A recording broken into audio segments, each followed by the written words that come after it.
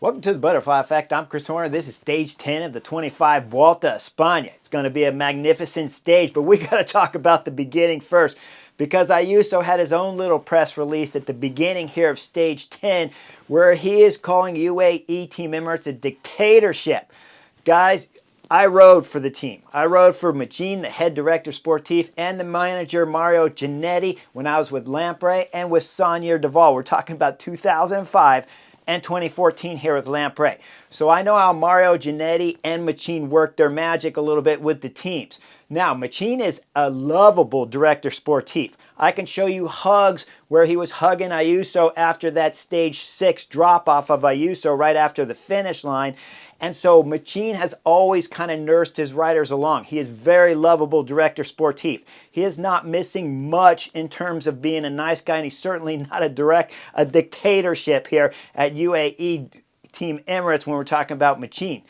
But when we start looking at some of the rest of the articles, we see in there where Ayuso said he had 30 minutes of notice before they released the fact that he was leaving the team at the end of the season here at the 25 season. 30 minutes of release. He said they were going to keep it quiet till after the Vuelta a España. Yes, they were going to keep it quiet after the Vuelta a España because you were supposed to be racing for UAE Team Emirates here at the Vuelta a España. That's why they changed the plans, because you changed the plans first, Ayuso. So then UAE Team Emirates had to come out with something in there that explains why you're racing on your own and doing your own tricks here at the Vuelta a España.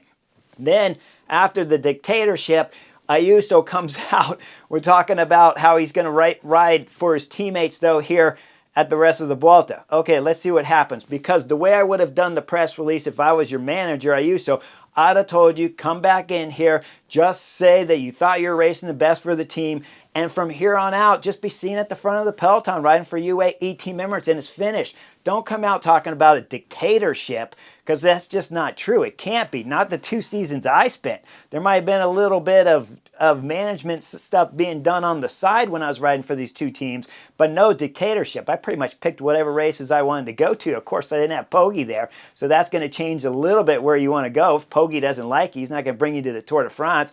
And we saw at the 24 Tour de France on stage 4, Almeida was looking back wondering where you were at the back of the group there, not pulling to the team plans at the Tour de France.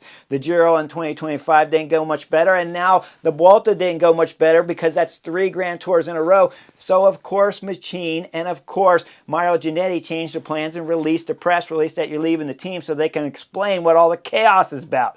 Now, let's get into the stage. It's just under 105 miles in length, 2 category climbs on today's stage. We're talking about 7 and 9%, 9.5 at the summit that's going to finish today's stage at about 6.3%. So only 2 climbs. They'll come with about 55 kilometers to go, and of course 9.5 that'll summon out the stage. When we see the cameras come on at about 80 kilometers to go, we got 3 riders in the break. We don't know what's happening. But then we go back and we see Jorgensen at the med car getting looked after. He's torn his shorts a little bit. He's been in a big crash that we didn't get to see on camera. It happened with 115 kilometers to go in the stage. So now we're about 25 kilometers after that. Jorgensen rides himself back on the front of the peloton. We come through. We got 3 riders attacking. We look at the FDJ rider. When the FDJ rider's coming through the feed zone, Afonso's a little bit close to the railing, and his feeder does what? He holds the bag out for him, but he's holding it at the height of his bars. It hits his bars, and Afonso goes down hard. There's only one way to avoid this. Either the rider has to move slightly over to the left, but he's going full gas right now. The racing has been ape right now, so the FDJ rider's probably holding on for dear life to the 2 riders that he's with. He's got to stay as close as he can to the back wheel.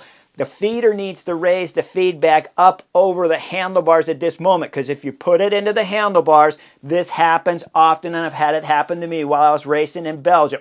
So we see the FDJ rider, Afonso, go down and hit the ground. Now there's chaos happening on this next descent. There's big groups going everywhere, but I want to point out that it's Visma Lease bikes, my man Victor Campenaerts, and Jonas Vingegaard that are closing the gap up to this front group. Then Victor Campenaerts goes to the front. He's still drilling. I don't like this move. Bahrain Victorious is not in the group, so you know they're going to go full gas back there. If you needed to pull it back, you pull it back, but then you sit up, you go calm, and you bring everything back together. You don't be driving it on the front. Can't pulls off the front. Jonas Vinny goes on the front. This is probably the first knucklehead move I've seen, and it's a very, very small one. Tiny, tiny one, but it's still a knucklehead move to be on the front when Bahrain Victorious is back there and you know they're going to chase, because you're 30 seconds down on the general classification, so this makes no sense. You're the 5-star favorite. Just sit up and go back to the group.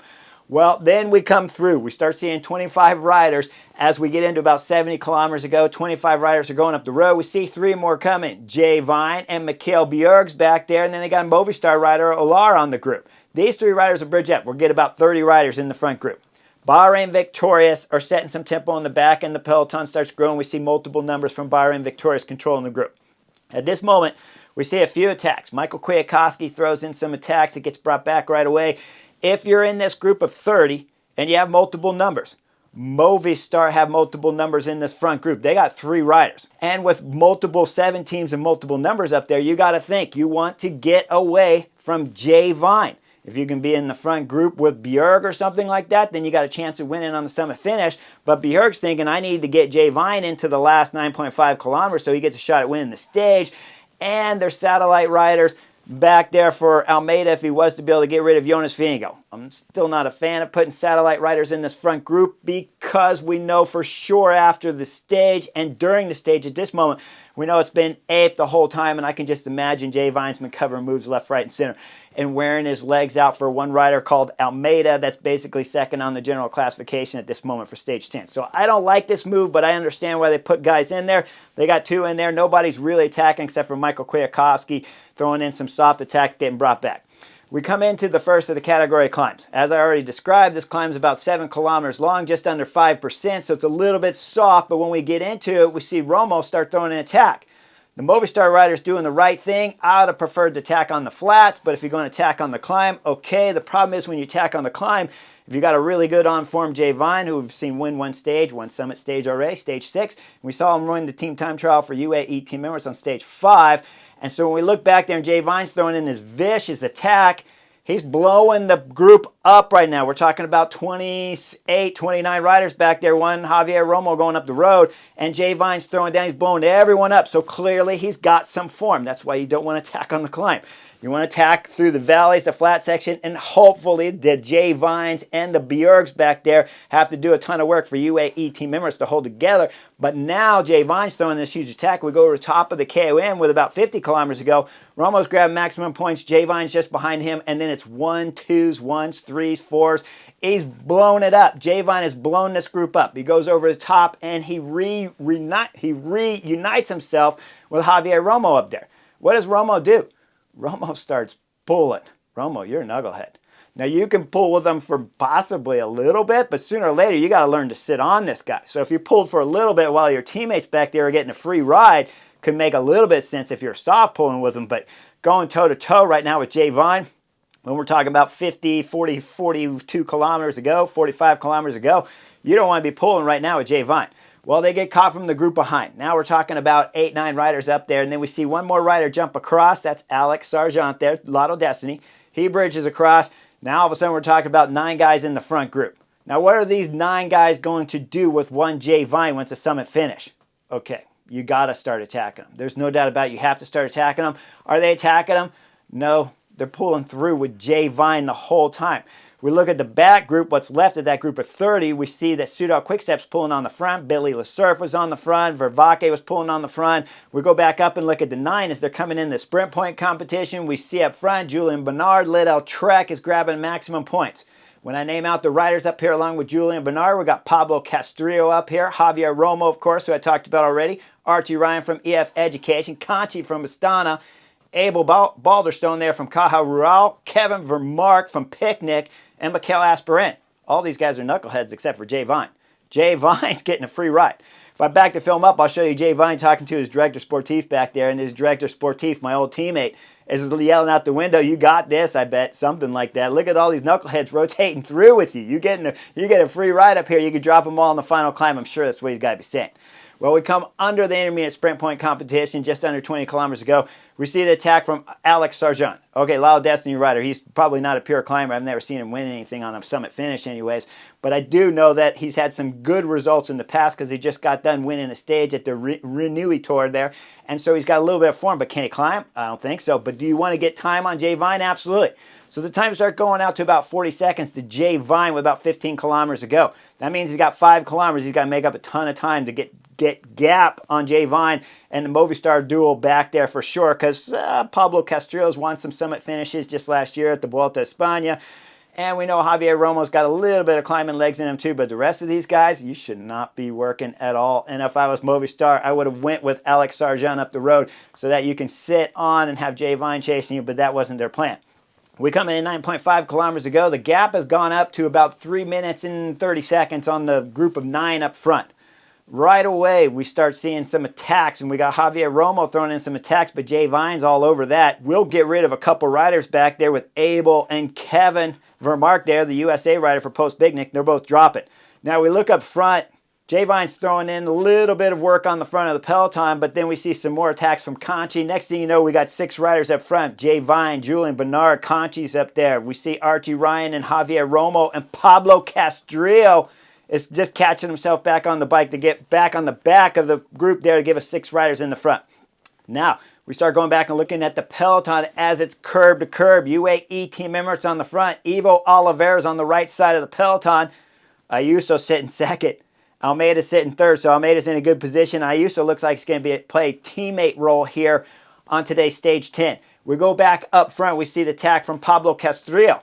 Pablo's going up the road. He's getting a little bit of gap on the guys behind him, and Jay Vine starts being a little tricky trickster back there. He's doing a little work on the front, but he's soft pedaling as Pablo Castrillo's going up the road. We go back down and look at the peloton. Oh boy, starting to get exciting back there as Ayuso is riding the front of the peloton. He's starting to drill it. We got it down to about 25 riders there, and there's no Egan Bernal in the picture with about 7.1 kilometers to go. Can't find Egan Bernal, but I can see at the back of the peloton, guys are blowing up. Wilco Kelderman's getting dropped. Ben O'Connor's getting dropped. Ben Toulette's getting dropped. We go back to the front. Ayuso's throwing down on the front, out of the saddle, throwing everything into it as he's coming up to his teammate, Mikkel Bjerg. Bjerg was in the front break playing satellite rider. Did some work up there till Jay Vine got away. Now he's going to do some work here at the front of the peloton. He starts drilling at the front of the peloton. Ayuso blows, goes over to the side of the road, blows hardcore on the side. As he's blowing, Soler is coming by him at the back of the peloton, and it's blowing up. Mikkel Bjerg's got down to about 20 riders up here with just about under 7 kilometers to go. Now we go back up front to Pablo Castrillo as he's caught and passed Alex Sargent. Now he's going solo. We go a little bit further, and Pablo Castrillo's looking back over his shoulder, and who does he see coming? Jay Vine's coming. He's got Archie Ryan attached on his wheel, but everyone else from the breakaway has been dropped back there. We go and look at the peloton. Bjerg's got it down to about 12 guys. As Bjerg's got it down to 12 guys, we look at the last place. That's Ciccone there. Ciccone's in 12th position, swinging just a little bit.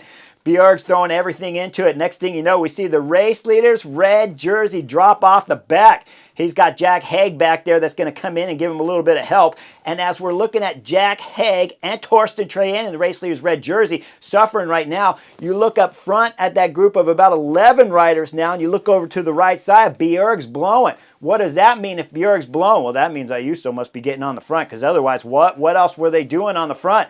So we look at the front of the peloton. Ayuso's drilling it right now, guys. He's got guys hurting. We look at the back there. Sepp Kuss is coming off. Felix Gall's coming off. Ciccone's getting dropped. Almeida's got it down to 7 guys. Almeida still has Jorgensen, still has Jonas Vingegaard on his wheel. Tom Pidcock's in the picture. Jai Henley's there. Pellizzari's there. And Riccatello, the American rider for Premier Tech, is swinging on the back. Now, as this group's gotten down to about 7 riders, Almeida's throwing in, but he's got to eventually start backing off the throttle, so Jorgensen's going to take over. Once Jorgensen takes over, we got to start looking at the chase group, because Jay Vine has just dropped Archie Ryan. He's getting on the pedals. He's going solo now, but he's still got to catch Pablo Castrillo's up the road. As Pablo Castrillo's digging big time, Jay Vine catches him. Pablo Castrillo's holding on the back wheel. Jay Vine's digging hard to try to get rid of the Movistar rider. Now, as the UAE Team Emirates rider's drilling it, we go back down and look at the GC guys. Well, Almeida's been off the front. Jorgensen's been on the front drilling it, but as we're coming into about 5 kilometers to go, just a hair under, we see attack from Almeida. Almeida throws in the tack on the left side over Jorgensen. So we're coming into the right switchback here.